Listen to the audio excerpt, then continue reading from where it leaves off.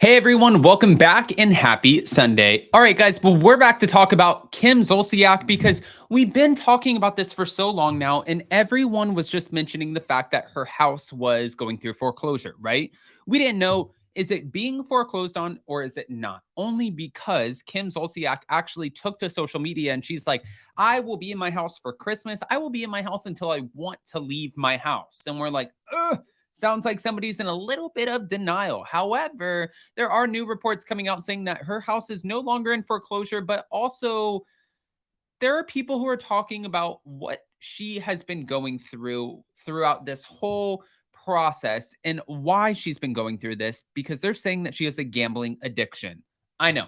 I don't know what the hell, but we're going to talk about it. So before we jump in, if you guys haven't already, go ahead, smash that like button. If you're not subscribed, get subscribed. Don't forget to hit that notification bell. And with that, let's jump right in. It's time for all your binge-worthy pop culture news. Welcome to Up and Adam. All right, guys, so it looks like Kim Zolciak's mansion is off of the auction block. Now, we've been wondering about this. We've been talking about it for quite a while, and I think it was something to the effect of over $250,000, but I know that they bought the house for a little over $800,000. There was no way in my mind. I'm like, even if you guys had to take out a loan, ask for a Hail Mary, it's a football term, but try to get somebody to throw you guys $257,000. Like, I just did not see, I didn't see how they were going to be giving up their home for 250 something thousand dollars, not $1 million home. And Kim Zolciak also said that she actually put millions of dollars into this home. Now, Kim Zolciak's home will no longer be auctioned on March 7th. According to a recent report, the Don't Be Tardy star's home purportedly went into foreclosure after the star defaulted on her mansion's $1.65 million loan. Earlier this week, Kim's daughter, Ariana Bierman, denied the allegations, claiming that she had no knowledge of the auction. On February 23rd, influencer Giorgio Says shared his own investigation into Kim's foreclosure drama, which it's interesting. It definitely is kind of conflicting. I looked online. There is a foreclosure notice about Kim's home, and I wanted to verify if this auction was actually taking place. That's what the influencer said, and that's what he posted on Instagram. He went on to say that, so I spoke to the law offices that are handling the specific property, and I wanted to verify. Giorgio then released the audio of his alleged phone call with the office, and my question is, are you allowed to just, can you record? I don't know if is that even legal? Can you just record people?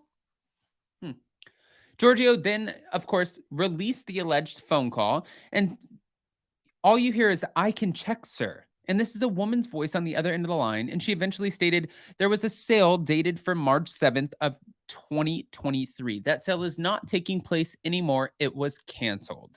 And there is not a sale that is issued for that home at this time. That's what the woman continued with. But the sale that was issued for March 7th is no longer happening, sir. So Giorgio says Giorgio did his job. Giorgio went through and he actually, listen, I'm not mad at Giorgio for this. I think that this is great. I think the fact that Giorgio was able to do his due diligence and find out all of the information, get credible information and the actual factual real information, I think it's perfect. People is also confirming the good news as they are reporting that Kim and Kroy were able to work out a deal to keep their home off of the auction block. The couple has taken the action to clear this up.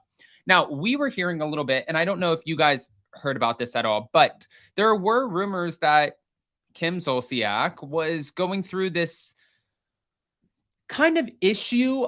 They were saying that she was just spending a lot of money and she had a gambling addiction, and everybody was like, what do you mean gambling addiction? I thought that was a great question. Like, what is she spending all of her money on, right? Okay, well, hold on.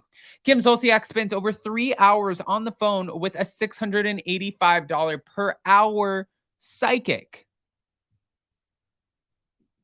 Guys, $685 per hour. Okay, she buys $900 shoes for her daughter, as the insiders, obviously close to her, are claiming that she is in denial about her home foreclosure. But she, again, that we said this at the beginning, is not actually having to foreclose on her home. On February 22nd, the Daily Mail showed a screenshot of Kim's call to Natalie, noting the medium charges a whopping $685 for each 1 hour reading. Just finished my reading with my best friend, Natalie Tomlinson. Holy shit, look at the time. 3 hours and 35 minutes, girl. Yeah, 6, 12, 18, 3. So it was probably about $2,400. Just finished my reading with the best.